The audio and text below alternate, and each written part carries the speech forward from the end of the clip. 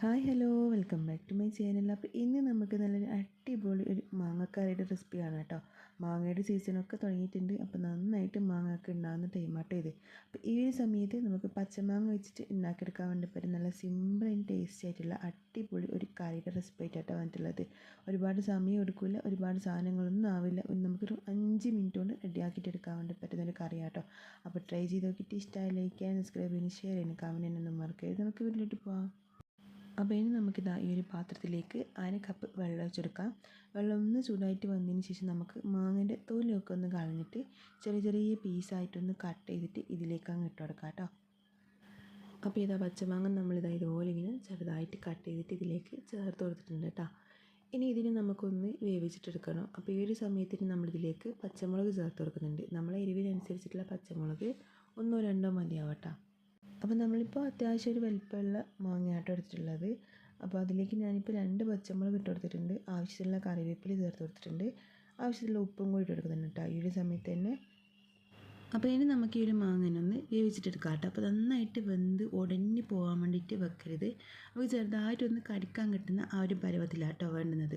അപ്പോൾ ചില മാങ്ങ പെട്ടെന്ന് അങ്ങ് ഒന്ന് ചൂട് തട്ടുമ്പം തന്നെ വെന്ത് ഉടഞ്ഞ് പോകട്ടോ. അപ്പോൾ അങ്ങനെയുള്ള മാങ്ങയെന്നുണ്ടെങ്കിൽ നമ്മളിതിലേക്ക് ഇപ്പോൾ 1/2 കപ്പ് വെള്ളമല്ലേ ഒഴിച്ചിട്ടുള്ളത്. അപ്പോൾ അങ്ങനെ ആകുമ്പോൾ ഒരു 1/4 കപ്പ് വെള്ളം ഒഴിച്ച് കൊടുത്താൽ മതി. എന്നിട്ട് 1-2 പ്രാവശ്യം ഒന്ന് തിളച്ച് കഴിഞ്ഞാൽ ഫ്ലെയിം അങ്ങ് ഓഫാക്കി കൊടുത്താൽ മതി കേട്ടോ. അപ്പോൾ നമ്മളെടുത്തിട്ടുള്ള മാങ്ങ എന്ന് വെച്ച് കഴിഞ്ഞാൽ നമ്മൾ എത്ര വേവിച്ചിട്ടെടുത്താലും നല്ല കല്ല് പോലെ ഉണ്ടാവും കേട്ടോ. അപ്പോൾ അധികം വെള്ളം കൂടിപ്പോയാലും കുഴപ്പമൊന്നുമില്ല. ഇത് നമുക്ക് വെള്ളം വറ്റി വരുന്നവരെ വെച്ചാലും മാങ്ങ അങ്ങ് ഉടഞ്ഞ് പോവുകയൊന്നും ചെയ്യില്ല കേട്ടോ. അപ്പോൾ ഇത് ഏകദേശം ഒന്ന് വെള്ളമൊക്കെ വറ്റി മാങ്ങ ഒന്ന് കുക്കായിട്ട് വന്നിട്ടുണ്ട്. ഇനി നമുക്ക് ഫ്ലെയിം അങ്ങ് ഓഫാക്കി കൊടുക്കാം. അപ്പോൾ ഇപ്പോൾ ഫ്ലെയിം അങ്ങ് ഓഫാക്കി കൊടുത്തതിന് ശേഷം ഇനി നമുക്കിതിലേക്ക് ചേർക്കേണ്ടത് തൈരാട്ടോ. 1/4 കപ്പ് നല്ല പുളിയുള്ള തൈര് എടുത്തിട്ടുണ്ട്. അപ്പോൾ നിങ്ങളെടുക്കുന്ന മാങ്ങയുടെ അനുസരിച്ചിട്ട് വേണം കേട്ടോ തൈരിൻ്റെ പുളിപ്പ് നോക്കാൻ വേണ്ടിയിട്ട് നമ്മളെടുക്കുമ്പോൾ.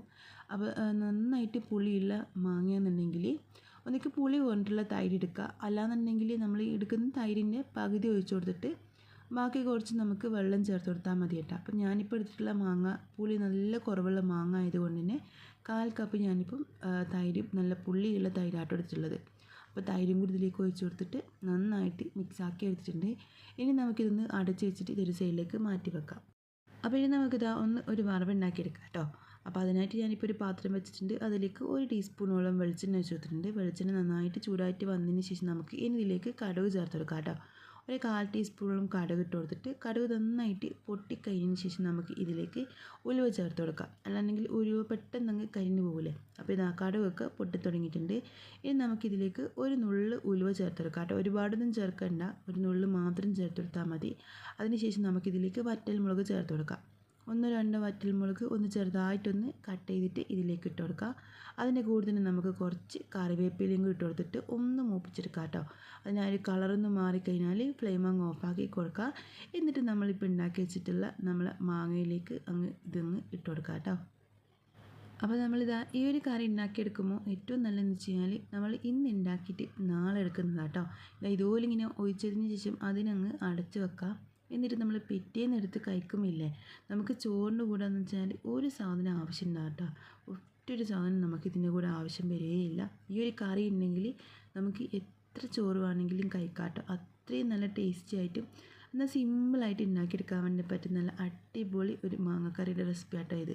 അപ്പോൾ എന്തായാലും നിങ്ങൾ ട്രൈ ചെയ്ത് നോക്കുക. ഇഷ്ടമായിക്കഴിഞ്ഞാൽ ലൈക്ക് ചെയ്യാനും സബ്സ്ക്രൈബ് ചെയ്യാനും ഷെയർ ചെയ്യാനും കമൻറ്റ് ചെയ്യാനൊന്നും മറക്കരുത്.